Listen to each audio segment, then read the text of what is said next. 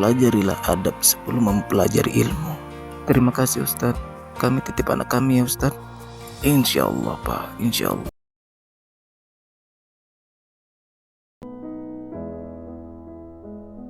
Kamu anak baru ya? Iya Kak. Salam kenal ya. Kita di sini sama-sama belajar. Iya Kak. Dulu aku adalah perempuan yang jauh dari Allah. Aku pernah mencari bahagia di tempat-tempat yang salah. Aku tertawa bersama dunia. Tetapi ketika malam tiba dan semua orang terlelap, ada kehampaan yang tidak mampu dijelaskan oleh kata-kata. Aku pernah merasa dosaku terlalu banyak. Aku pernah berpikir, apakah Allah masih mau menerimaku? Sampai suatu hari, aku mendengar firman-Nya, "Wahai hamba-hambaku yang melampaui batas terhadap diri mereka sendiri, janganlah kamu berputus asa dari rahmat Allah. Sesungguhnya Allah mengampuni dosa-dosa semuanya. Sungguh, Dialah Allah yang Maha Pengampun." Ayat itu seakan-akan ditujukan kepadaku. Aku menangis untuk pertama kalinya setelah sekian lama. Aku menangis bukan karena kecewa kepada manusia, tetapi karena malu kepada Allah.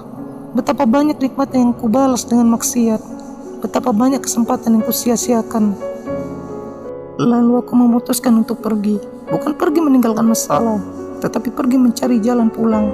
Aku mondok di sebuah pesantren salaf yang mengajarkan Al-Quran dan As-Sunnah sesuai pemahaman para sahabat.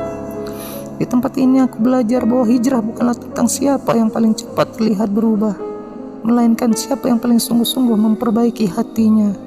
Aku belajar tauhid, aku belajar adab, aku belajar menundukkan hawa nafsu, aku belajar mencintai ilmu. Imam Syafi'i rahimahullah berkata, ilmu adalah cahaya, dan cahaya Allah tidak diberikan kepada pelaku maksiat.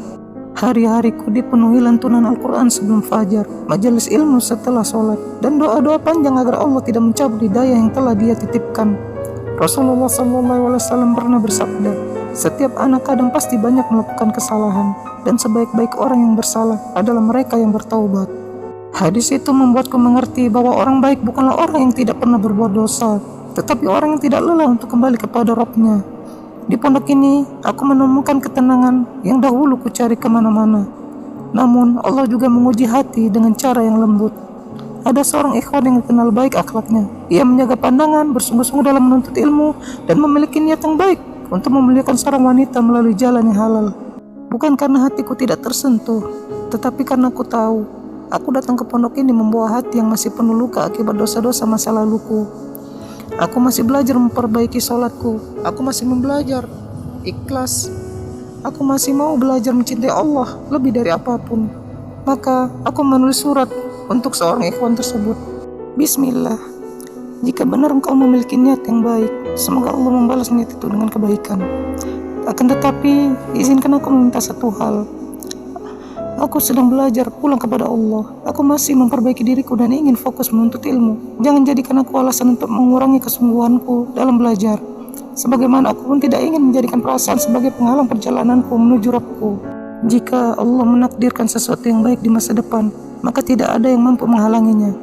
Dan jika Allah menakdirkan selain itu, semoga kita tetap menjadi hamba-hamba yang bersyukur. Mohon doakan agar Allah menerima taubatku dan meneguhkan langkahku.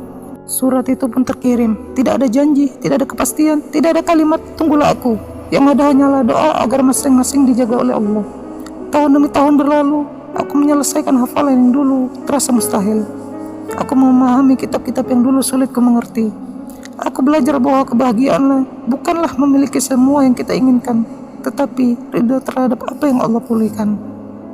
Ibnul Qayyim rahimahullah berkata, di dunia ini ada surga. Barang siapa belum memasukinya, maka ia tidak akan masuk surga akhirat.